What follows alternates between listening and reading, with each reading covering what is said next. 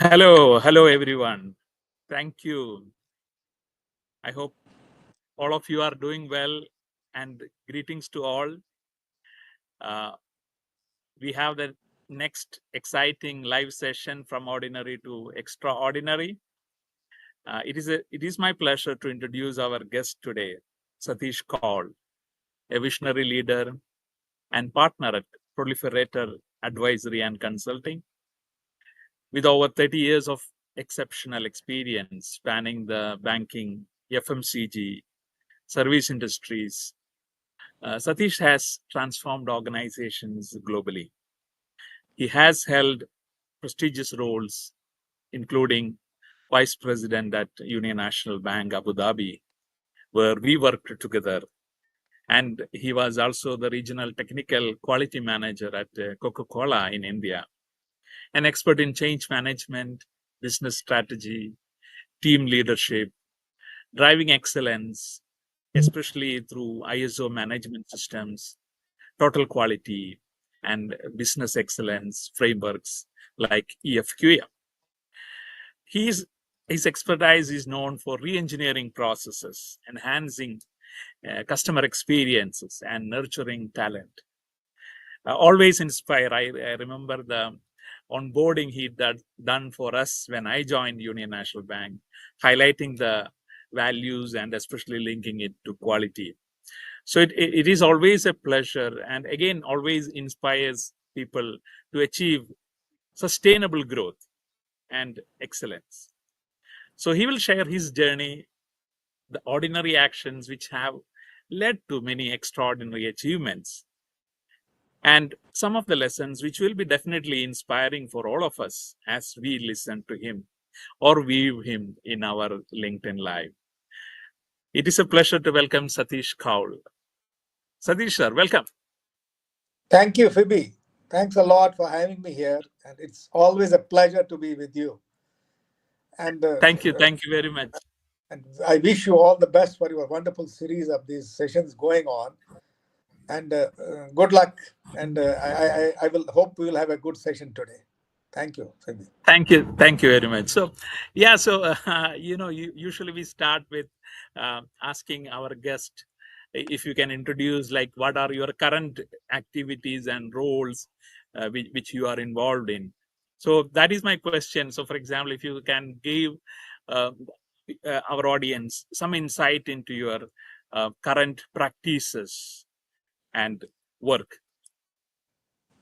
See, current practices have animated out of the 30 years experience, basically.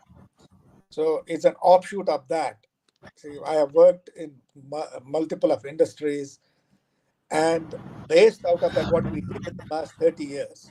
Let me give a background about how did I start, basically. How did I get into this life? Yeah. So I started my career in 81, January 81, after graduating from Pantnagar University, Uttarakhand. Earlier, it was a part of UP.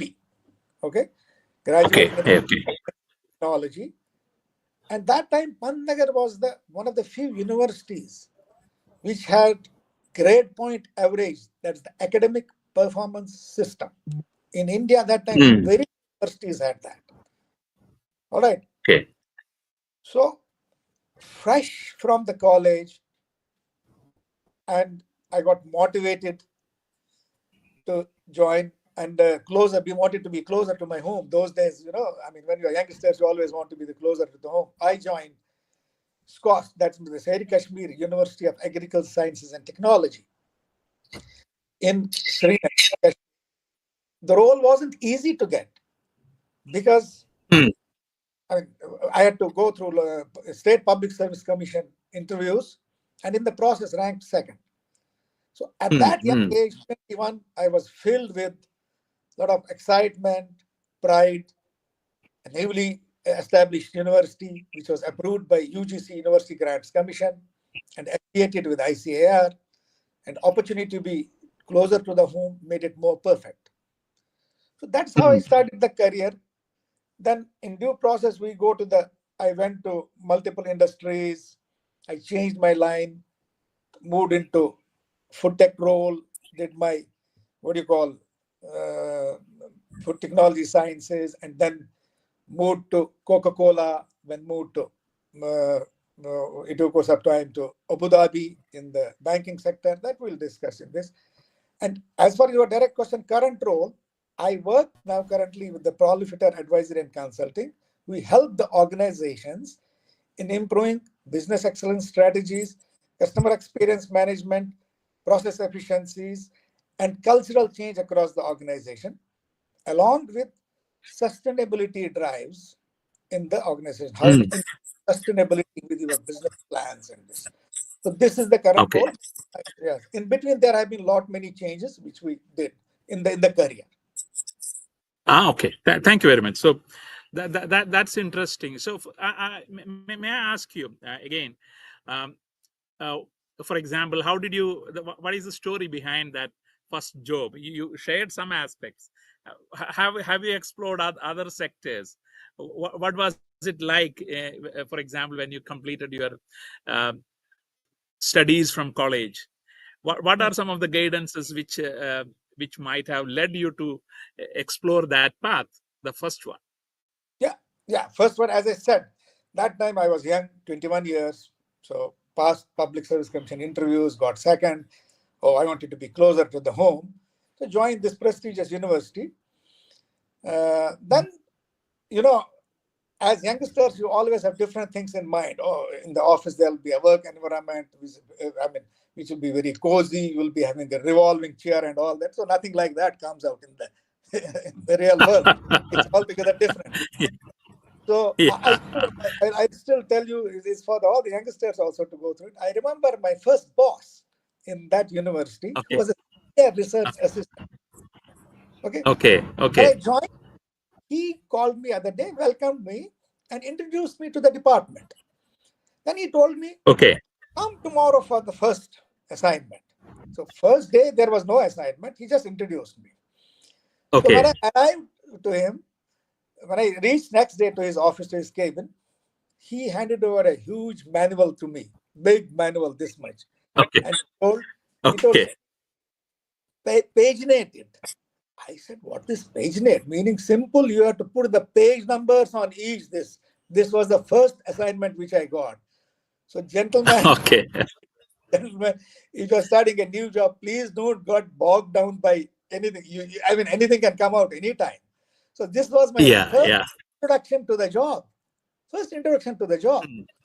And I was hopeful that some more meaningful tasks will follow. Over time, Okay. I got some assignments. I got assignments through regular interactions with my boss.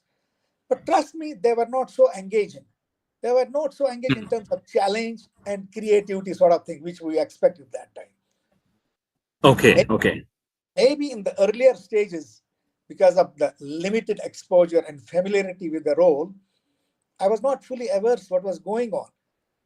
But slowly Mm. I started understanding in that first job, since it was a government organization, a typical government organization, you know that most of the offices get mired in politics. Yeah. So I realized that, of course, accountability was often sidelined over there. And it was Mm. Mm. psychophancy which was getting more weightage. Mm. Okay. Mm. Mm. This was the first real challenge in the job, the real challenge in my first job. So that I had to navigate a system where efficiency is Mm. not valued, hard work or innovation. So this was the challenge and the setback which I thought in my first job. Nonetheless, Mm. I completed 18 months over there Mm. and uh, and even published a research paper on improving almond and walnut yields in Kashmir Valley that time. Okay. But Okay. at the same time, I made it a point to learn many things on intersection of technology and research by interacting with many staff at the top level, many research scientists. But this, in fact, these interactions fueled me to grow in my career. In 82, I decided to go for further studies. So that is what I left this job, a cozy job. I would have been maybe retired as a vice chancellor by now if luck would have permitted. That's a different story. But I left this a cozy job. I said, okay, let me go. And then I pursued my further studies, basically.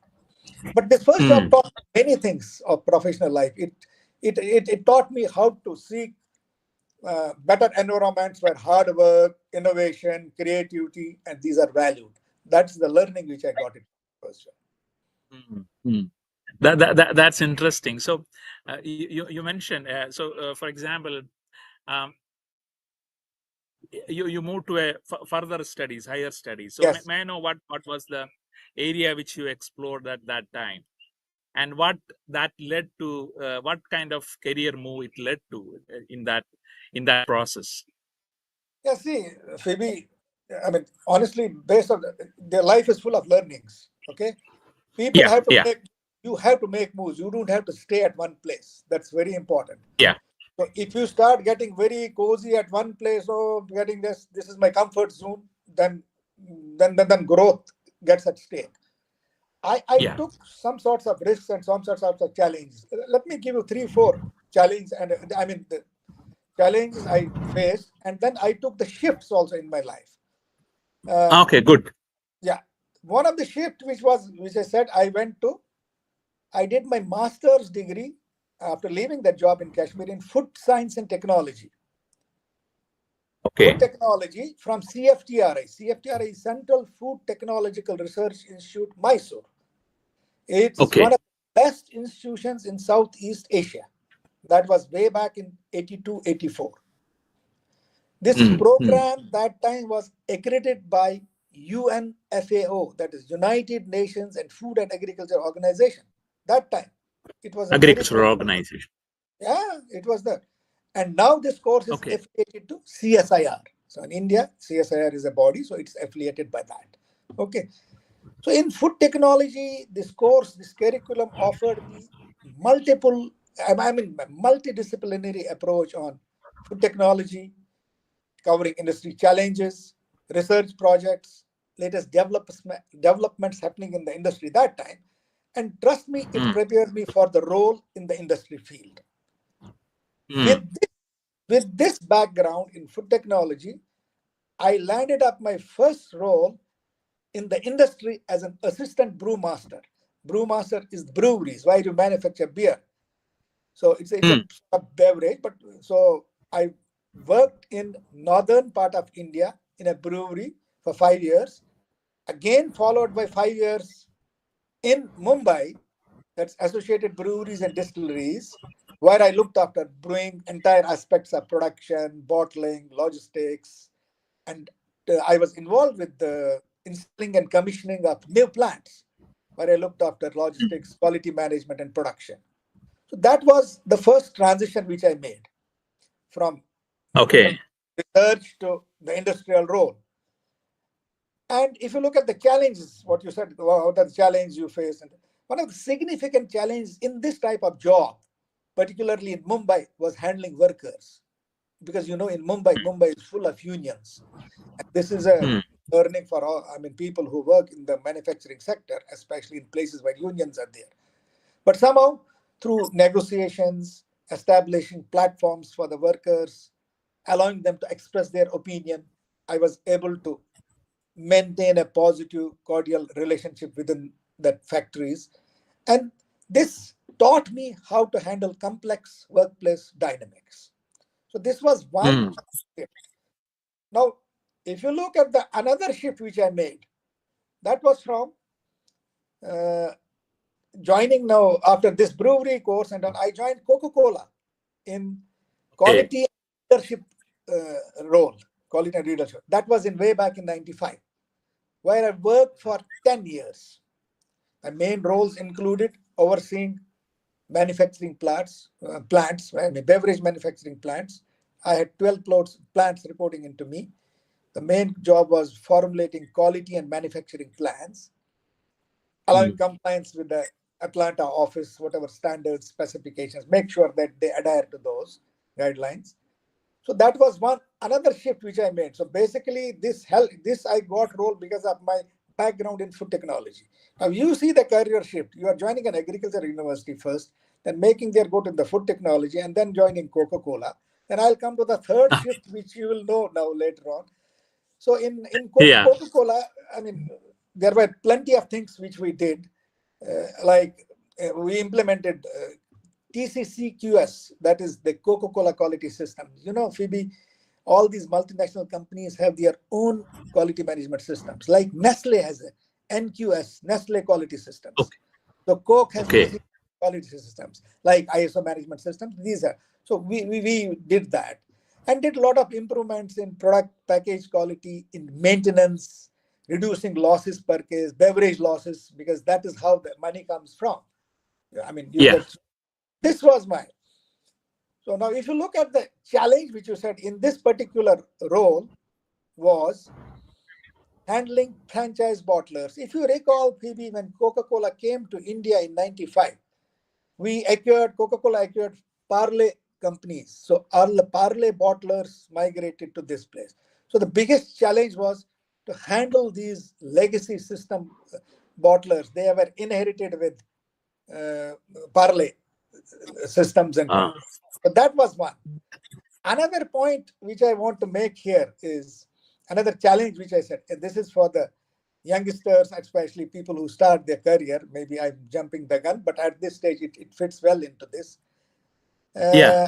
You know, most of the multinational organizations, even most of the organizations, they go through a lot of restructuring. Every year there is this restructuring, this happening, somebody reporting into this, some business unit changing and all. During one of the restructuring in 2004, this is 2004, way back, I reported to region vice president.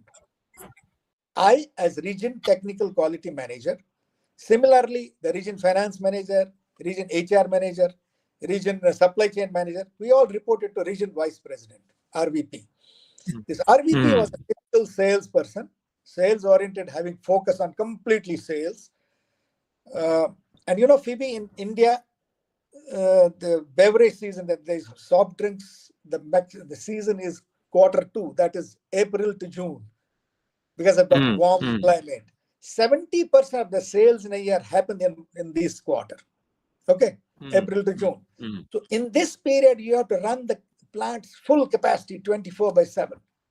So I recall one wherein one of the plants reporting into me, they were not doing so well in quality. Their quality scores were dwindling. So I went to this.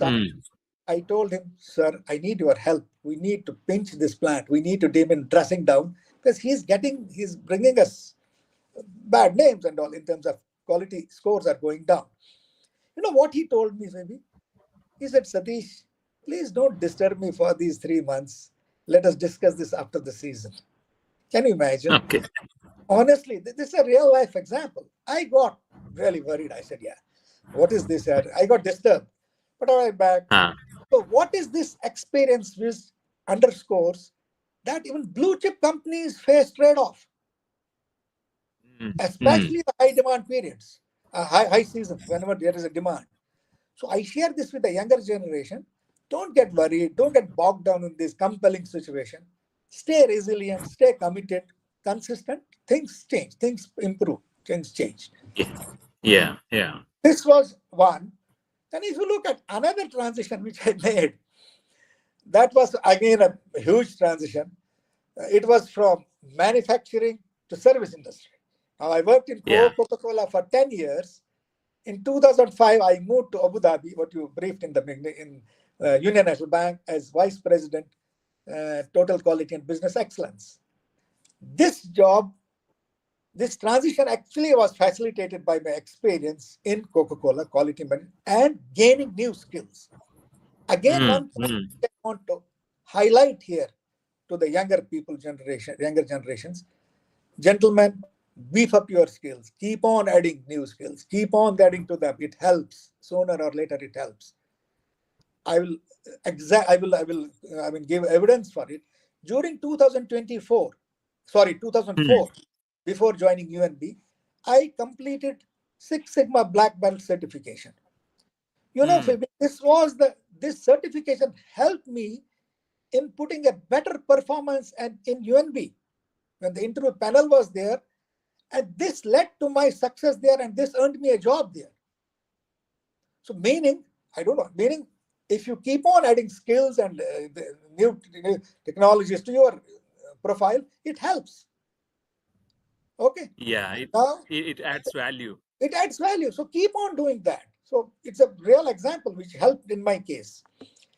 Now Yeah, the yeah, again, I just want to yeah, please. pause a moment. So, for example, in that process, if you remember that interview days in which what were some of the uh, queries or thoughts which the panel members were asking you, because you are coming from manufacturer, you are coming to service sector. I'm just curious to know about that. If You you know, recollect something. I know. Very good. I remember it. Why not? See, there was a huge panel of 10 people, who were there, HR Yeah. head, then all those our SVPs. Brian West was also there. He was heading that Yeah. time. Brian Okay. West asked me the same question which you asked. How can you fit into, you're in a manufacturing sector, how can you fit into the service industry? Then I gave him Yeah. examples of this process management, process control, consumer response system, which I told him. I told him we have a consumer Yeah. response system. Here you call it customer response system. That's the difference. Yeah. There's a Yeah. difference. So I gave him those. And then I told him that, then he started getting deeper into the process part of it. So then I gave this Okay. reference Okay. to him, Six Sigma. Uh, oh, he got very interested in this. He asked me multiple questions on Six Sigma. And believe me, Okay. I got this hint, Baba, things are going in a better way. Maybe I'll get it. And it turned out to be true. So Six Sigma, Yeah. when he asked Okay. me questions, and when I joined back, after a month, somebody called me from there. Brian wants to meet you. I said, come on, I'm new to the bank. How do I know? So his secretary Yeah. said, Yeah. wait in the cabin. Then Brian asked him, okay, Satish, that day you were talking about Six Sigma. What is it about? I need it. I want this to be implemented for retail manufacturing. So that was in his mind. Mm. How Mm. you Mm. get connected with different people, you don't know. But my point is, Yeah. Yeah. have to you have to keep on adding to your knowledge Yeah. base. Keep on adding to your kitty. That's important. Yeah. So I think that also connect to sometimes our mentors and influences in our life. So for example, who if you recollect, who instilled it, may be a couple of people.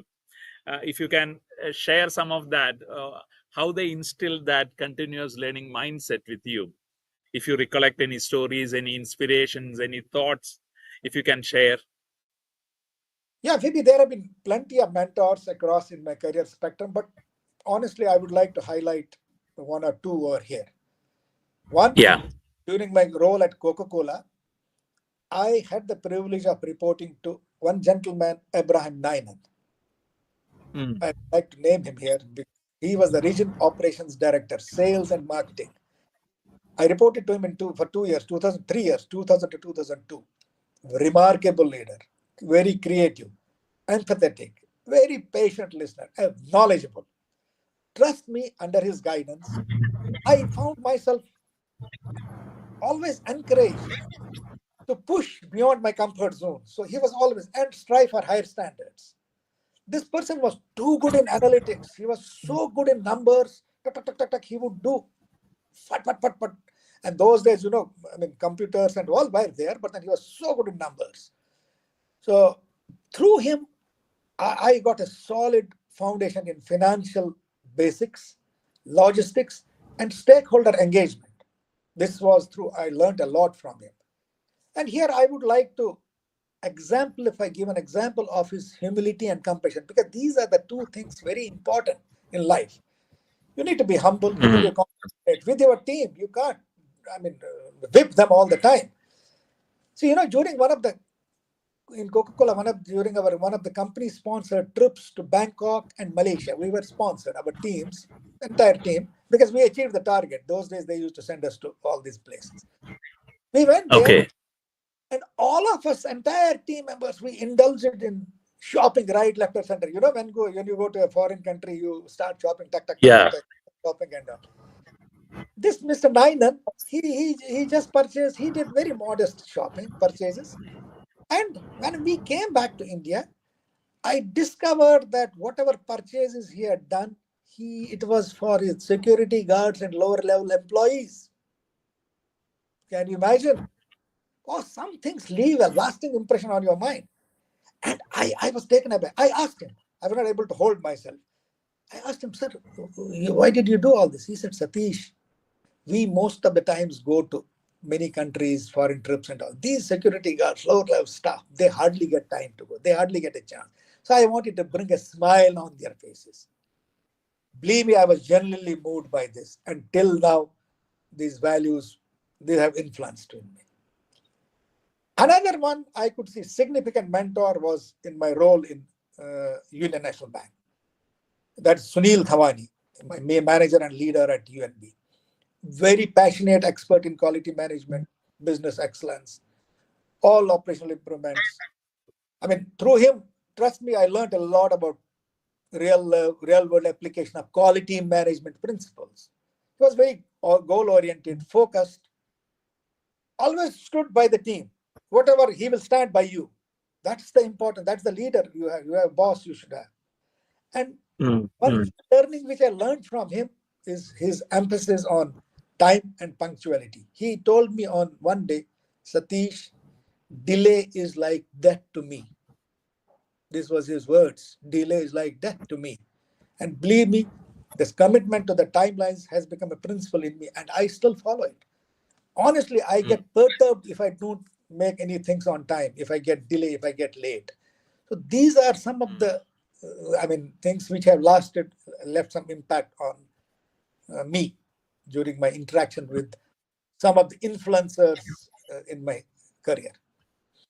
Career. Yeah, that's interesting. Like, and I think when you recollect and share that, I think when I being interacting with you, we also experience that, especially leadership values getting cascaded to you through your actions when we work together. So that was also wonderful learning for us, being in your sessions, being interacting with you. So thank you. A- and now I like to again connect with, it is also some of the personal philosophies that guide you.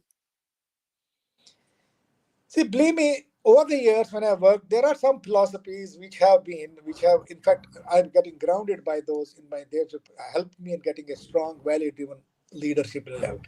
One of them is personal philosophies is continuous learning. All of us should, and even me also, we should embrace every opportunity to learn and grow. Meaning, we have to be open to new ideas and perspectives. Don't get stuck on one particular thing. Increase your horizon, broaden your horizon. One. Second is customer centric approach. The quality is what customers perceive. Their needs and expectations should be at the center stage of your decisions and practices. Customer centric approach, I'll give an example. In UNB, we remodeled customer care unit over there completely. Mm. Just changed and then made it. I mean, it was functional. It's not that it was not. It was functional, but we remodeled in terms of greater processes, in terms of transparency, in terms of adherence to the timelines, in terms of responses to the customers, in terms of allowing the customers multiple touch points to express their grievances, to express their feedback. So that's what customer needs. So they have customer-centric approach. Another one, personal philosophy to me is attention to detail. You know, because I have worked all along in quality, so I can say quality is often found in small things. If you attack a big thing and then keep on leaving small things, but then it helps. So developing a meticulous eye for detail helps to that. Here, I would like to give an example. Oberoi Hotels, Phoebe, you must have shared, have been there. In one of the Oberoi Hotels property in Kolkata, I checked in once. They have a concept called Eye for Detail, Oberoi Hotels. So I was there. Next morning when I left the room and went for the breakfast, I went in the corridor, started going to for breakfast. The housekeeping lady over there, when she saw me coming out of the room, you know what she said? "Good morning, Mr. Kaul. Now tell me, Phoebe, how many hotels you have seen worldwide people addressing you by name? Housekeeping staff. Wow. They will always say, good morning, sir. Good morning, ma'am. That's all. That means the people, their bosses, their teams have given them this. In such and such room, this and this person stays. And when I came out, Mr. Kaul. So this is eye for detail. This is what called. So this has remained in me since long. And I give examples of this. So this is what quality is, detail. Then, Yeah, of course, yeah, yeah. this is very close to me, commitment to timelines. Be very, we need to be committed. Then another important thing, which is integrity and transparency. What do you call as a philosophy in every field, whether it is quality and all, you need to be transparent and honest in reporting and handling data, because quality work relies on both trust on both within and outside your team. And then another philosophy is you need to focus on memories, not materials. Okay, this is one thing which is closer to me. Focus on memories, because prioritizing experiences, it promotes a lifestyle that values your growth, connection, and it doesn't bother much about material items. So this is what it is. So this often leads one to a richer life and fulfilling life. So this is one as a soft part of it. So these are some of the personal philosophies which have over the period of 30 years, 30 plus years ingrained, and I stand to go by them.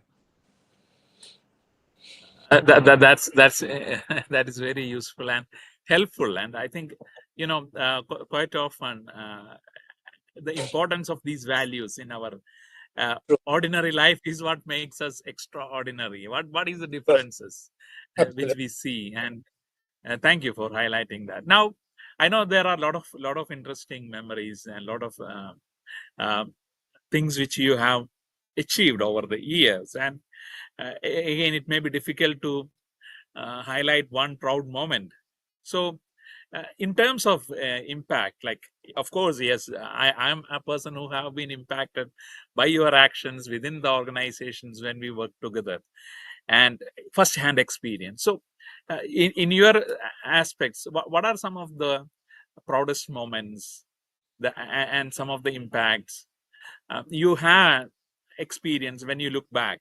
What if you can recollect one or two? Yeah. See, maybe there have been quite a bit of them. So I would like to highlight few. The proudest moments, trust me, have been like that. One of them have been global reach and impact, which because of the contributions by the quality management system, which was at UNB. Why? Because I contributed to quality management. Meaning my team, me and my team, quality Yeah. improvement across multiple regions or even countries like India, Egypt, UAE. So the best practices of UNB were in terms of management systems, business success framework, customer experience protocols, they were all migrated to UNB Egypt and other subsidiaries of that. So with the result, we achieved a better customer base and global reach.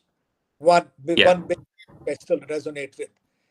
Second one, I did my quite a bit in developing and mentoring future leaders in terms of the quality leadership. Like I mentored quite a bit of quality and production executives at Coca-Cola, and similarly the customer service staff at UNB in terms of mentoring them.